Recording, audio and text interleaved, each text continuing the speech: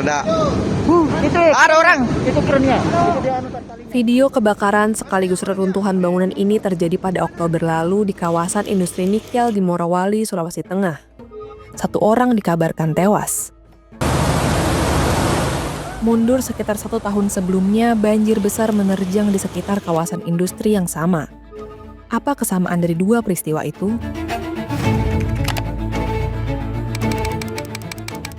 Nikel.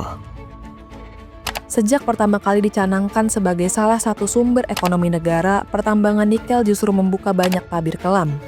Ambisi pemerintah untuk merespons situasi global ternyata melahirkan permasalahan di berbagai sisi.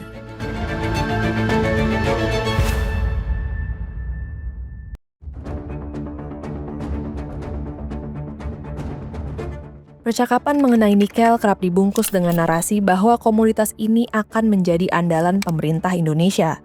Kamu bisa melihat betapa optimisnya pemerintah, terutama rezim Joko Widodo dalam menjual nikel. Industri di dalam negeri berkembang dengan sangat cepat, hilirisasi juga berkembang sangat cepat karena memang tidak ada pilihan yang ingin mengambil, membeli bahan mentah kita sudah tidak bisa lagi. Ini memang tidak bisa dihindari. Pasalnya, Indonesia tercatat sebagai produsen nikel terbesar di dunia. Data 2022 memperlihatkan Indonesia menguasai sekitar 48,6% produksi nikel global, mengungguli negara-negara seperti Cina, Australia, Amerika Serikat, Filipina, sampai Rusia.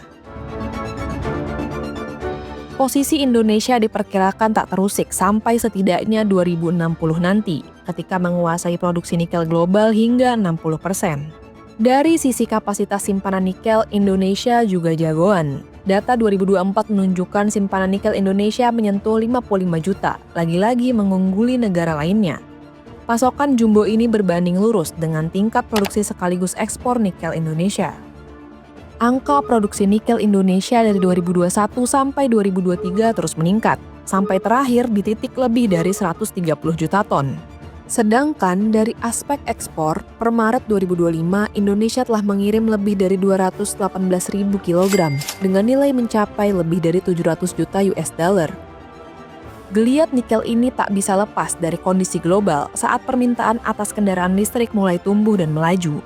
Data menunjukkan sejak 2013, angka kendaraan listrik terus meningkat, sampai 1,9 juta pada 2023. Cina mendominasi. Angka penjualannya pun sama saja. Tren selama 6 tahun belakangan memperlihatkan penjualan kendaraan listrik global konsisten mengalami kenaikan. Kalau dibedah berdasarkan wilayah, Cina mengungguli Eropa dan AS untuk perkara penjualan kendaraan listrik. Disinilah nikel Indonesia diharapkan memegang peranan penting sebagai salah satu pasokan komponen dalam kendaraan listrik selain untuk menyuplai stainless steel. Data ekspor kira-kira mengonfirmasi hal tersebut. Per 2023, ekspor nikel Indonesia ke Cina menyentuh lebih dari 190.000 kilogram dengan valuasi 2,2 juta US dollar. Hitung-hitungan data tadi seperti gula-gula penuh rasa manis dan menawarkan harapan yang langgeng. Tapi di balik itu, nikel menghadirkan masalah besar.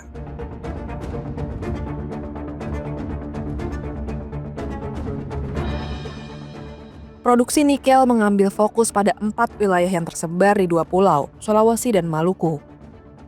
Di Sulawesi, kegiatan industri dan penambangan nikel dapat dijumpai di Sulawesi Tengah, Sulawesi Tenggara, dan Sulawesi Selatan. Lalu di Maluku, operasi nikel muncul di Maluku Utara. Di kawasan-kawasan tersebut, industri nikel rupanya punya ongkos mahal yang mesti dibayar. Di Pulau Obi, Halmahera Selatan yang berlokasi di Maluku Utara, pertambangan nikel dikuasai konglomerasi bisnis Harita Group dan berdampak buruk bagi lingkungan, mewujud dalam pencemaran limbah di laut maupun sungai. Bergeser ke Halmahera Tengah, tepatnya di Weda, konsesi yang dipegang PT Indonesia Weda Industrial Park telah menyebabkan hilangnya tutupan hutan yang berdampak pada salah satunya banjir bandang.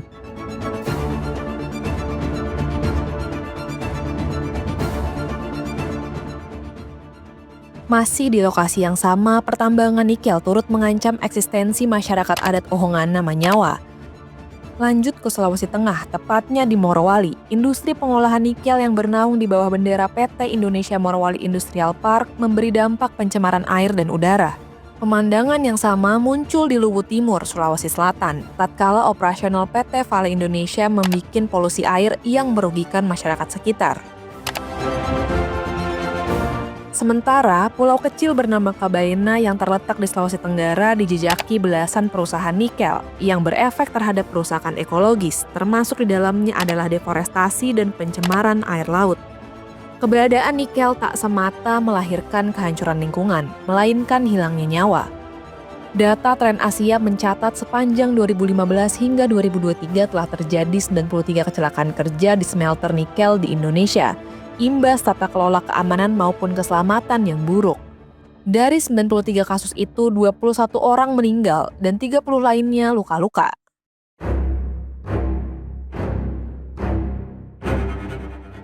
Ketika yang berada di struktur piramida paling bawah menderita, dalam hal ini masyarakat lokal, maka mereka yang duduk di pucuk berhasil mengeruk keuntungan. Data memperlihatkan 4 perusahaan nikel selama 2021 hingga 2023 memperoleh kenaikan pendapatan atau setidaknya cukup stabil. Keempat perusahaan itu ialah Aneka Tambang, Merdeka Battery Materials, Harita, dan Vale Indonesia. Pendapatan Antam sebagai contoh, stabil di angka lebih dari 2,5 miliar US dollar. Lalu revenue MBMA melonjak hampir 3 kali lipat dari 2022 ke 2023. Serupa dengan MBMA, pendapatan Harita naik 3 kali lipat, dari sekitar 570 juta US dollar pada 2021 menjadi 1,5 miliar US dollar pada 2023. Terakhir, Vale juga mendapatkan peningkatan pendapatan dari 950 juta US dollar ke 1,2 miliar US dollar. Secara net profit atau pendapatan bersih, keempat perusahaan tersebut bisa dibilang menang banyak, dengan perolehan dari tahun ke tahun yang meningkat. Keempat perusahaan ini merupakan bagian dari jejaring penguasa nikel di Indonesia, bersanding dengan para oligark yang diberi keistimewaan oleh rezim Jokowi dan korporasi-korporasi asal Cina yang masih berdatangan untuk menarik nikel demi mengisi kebutuhan dalam negeri mereka. Laporan Project Multatuli dirilis pada awal 2024 memberi ilustrasi bagaimana industri nikel bermuara pada mata rantai yang kompleks, jaringan perusahaan yang berlapis, serta ruang konflik of interest yang melibatkan penguasa serta pengusaha. Pada waktu yang sama, industri nikel menjelma menjadi ruang bancakan korupsi para pejabat pemerintah. Sebagaimana terjadi di Maluku Utara ketika praktik suap yang berhubungan dengan perusahaan nikel menyeret Kepala Kantor Wilayah BPN Provinsi Maluku Utara, M. Syahrir, dan Gubernur Maluku Utara 2014-2023, Abdul Ghani Kasubah. Abdul menerima suap dari PT Trimegah Bangun Persada terafiliasi dengan Harita Group untuk perizinan pembangunan jalan.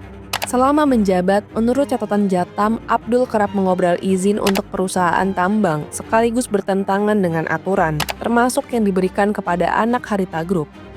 Lewat izin itu pula, ia mendapatkan uang untuk nantinya dipakai dalam kontestasi pemilihan kepala daerah.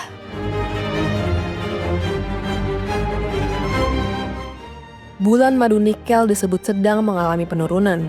Harga nikel di tingkat global per Maret 2025 yakni 16.000, jauh di bawah perolehan Maret 2022 sebesar 33.000 sekian US dollar untuk setiap 1 ton. Dalam bagian pembuka tadi kami sudah menyebutkan bahwa angka ekspor nikel Indonesia 539 juta US dollar pada 2023. Angka itu sebenarnya menurun drastis dari periode Januari sampai Maret 2022, sekitar 902,5 juta US dollar. Satu analisis mengatakan penurunan harga nikel dipengaruhi kelebihan pasokan dari Indonesia sendiri yang diprediksi bakal bertahan sampai 2025 ini. Kelebihan pasokan merupakan salah satu alasan mengapa harga nikel turun yang berdampak pula terhadap kinerja ekspor, di samping faktor lainnya seperti pelemahan industri dan perang dagang. Meski begitu, rezim baru di bawah komando Prabowo Subianto tetap memasukkan nikel sebagai salah satu dari 20 prioritas sektor yang bakal digarap melalui Danantara.